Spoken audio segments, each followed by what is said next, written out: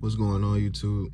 Before I get into this video, man, y'all make sure y'all go like, comment down below what movie y'all want to see me review next, share this video, and subscribe to the channel if you already haven't. But this next movie I'm about to get into, man, Notorious.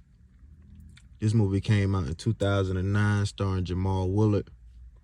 It's basically the depiction of the Notorious B.I.G., aka Biggie Smalls, aka Christopher Wallace. Now, this movie, it really gives you like a in-depth look of Biggie's life.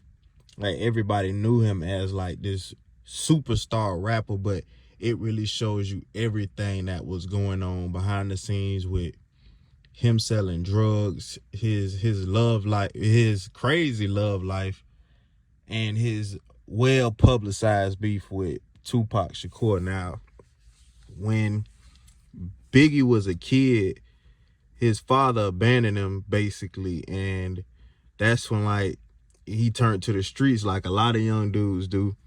But Biggie was a different case because his talent, it took him to places that I don't think he even knew he was gonna go to. Like, it's a scene on here where Biggie was like hustling like his first love, but rap was like just some chick on the side. Like, his main thing was selling dope and making money, and he just like, his hobby was to like freestyle in his spare time. But I mean, when you doing something all day long, because think about it, selling drugs ain't no real job. So when you just got nothing but free time to just rap, I think eventually you gonna get nice at it. And I don't think Biggie was just like some chosen one who just was better than everybody. He probably perfected his rapping like on the side that it turned him into a beast.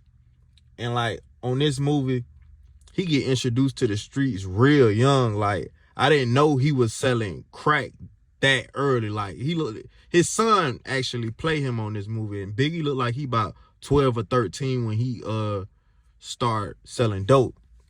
So by the time he's 17, 18 years old, like on the movie, he say, I wasn't your average kid. Like, I'm making real money. Even though he's still staying with his mama, he making real money. But he basically posed like he goes to school as a regular kid, but like it's a scene on here where like he goes to the rooftop and he changed his whole wardrobe. But like his mama catch him. Well, she didn't really catch him selling dope, but she cleaning up his room and she see like, she think it's mashed potatoes up on his bed, but it's really crack. And when she find out her son selling drugs, I mean, you can just imagine like your mama found out you a dope boy, she kick him out. So Biggie really in the streets now, cause like now he ain't gotta hide it. Like, now my mama know I'm a dope boy. Like, it ain't nothing to hide no more. So he don't really want to do it, but this was putting money in his pocket, and he's trying to get out. But it like the streets, when you in that lifestyle, bro, like you get accustomed to doing that because you don't know nothing else. But when he get locked up, it's a real scene on here where he get locked up, and his partner like D-Rock, Biggie like, that's my gun, but I'm going down for my own stuff. Like, even though we both hemmed up back here, I'm not finna let you go to jail on my behalf. But his friend like, man, forget all that. That's my gun, because you the one that can rap. You the one with the talent. If you blow up, the whole hood blow up. Now, you got to be a real friend. You have to have real faith in somebody, because I guarantee you, if you're an aspiring rapper out there and you watching this, I guarantee you, if you and your homeboy get arrested, he is not about to take the fall for you. He is not about to be like, man, I believe you gonna blow up in rapping, bro. Like, I'm gonna do this 3-4 years, but you just make sure. Boy, stop. It is not happening. I don't care how good you can rap. So that lets you know how talented Biggie was and how much faith, because you got to have faith to go down for somebody like that. You have to have strong faith in that person. So his friend, being real, took his bid for him. So now Biggie, he like, bro, I really got to get out the streets, because now we done went down my partner in prison for my gun, and I have to really get out the streets. or it's like it's gonna swallow me up. So he meets Diddy on this movie, and he's like telling Diddy like, I gotta get out of this. Like I'm stuck really. And Diddy like, okay, I'm trying, cause like Diddy, he ain't really the Diddy we know today, but he still got some pull, like he still got a name by himself. So when Diddy start like taking over at this record company, he get basically fired because like I don't know how it went, like he was getting too much power or something, but he just got fired. So now Biggie really depressed because he like, man, you done told me I'm gonna blow up and I'm gonna be a star and all this. Now you done lost your job. So now they both messed up. But Diddy being the hustler he start his own record label and he put Biggie on. Now, when Biggie get that check, now he ain't gotta sell dope no more. Now he out the street, so now he can really fully focus on rapping. When he fully focused on rapping, he started taking off. Like everybody know Juicy, one of the greatest rap songs of all time, still played today. He just taking off. And when Biggie said on this movie, like when I came into the game, Tupac was showing me the ropes. Like he was showing me everything. So that's one thing I do respect about this biopic. They really like, they kept it real. Like he wasn't sugarcoating like, man, Pac ain't do nothing for me. Like he said like Pac opened the doors for me, but I don't know what's real or what's false about the Tupac and Biggie situation, because first of all, I wasn't even born yet. Second of all, I don't know these folks, so I'm not finna get on here and say what's real and what's not. But when Tupac came to that studio, everybody know that changed both of their lives forever.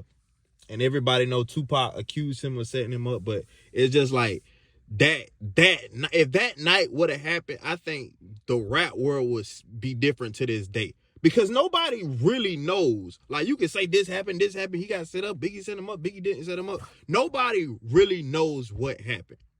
Only people that know is the people that robbed Tupac and God. I feel like that's like nobody really knows. So everybody know that's how the beef started with them two, and their relationship was never the same.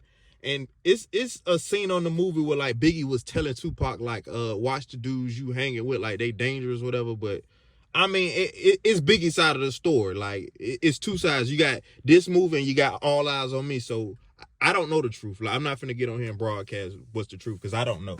But it was a great depiction of Biggie, and it shows you like all the women he had. Like he was married to Faye, but he was messing with Kim, and he had the group. Is like, I mean, you gotta understand, Biggie was the hottest rapper in the world. Like, I mean, that's what come with it, like the temptation that came with it. But Biggie Smalls will forever be recognized as one of the greatest rappers to ever live. And the dude that played him, Jamal Willard, he delivered. I don't think you could have found a better Biggie. It'd be a lot of movies where you be like, they could have picked somebody else. Like the real Faith Evans, she said when she seen this man, like she said she felt like she was around Biggie, like he came back to life. So when you get somebody like that, you know that's the one. And this movie, I could still watch this movie and just like find something new. I could always pick out something new that I never seen before. That's how you know what's a great movie and what's not, when you done watched it a million times and you can always find something new.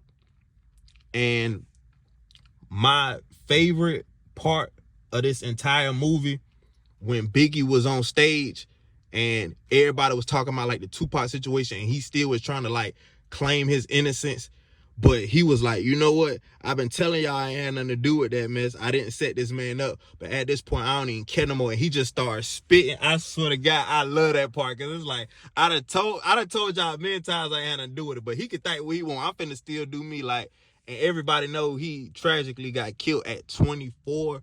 Like, imagine if Biggie would have lived to 30 or 40. Imagine if he was still alive. Look at the damage he did, and he was only 24.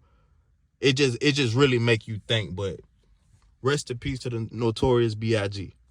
I'm gone.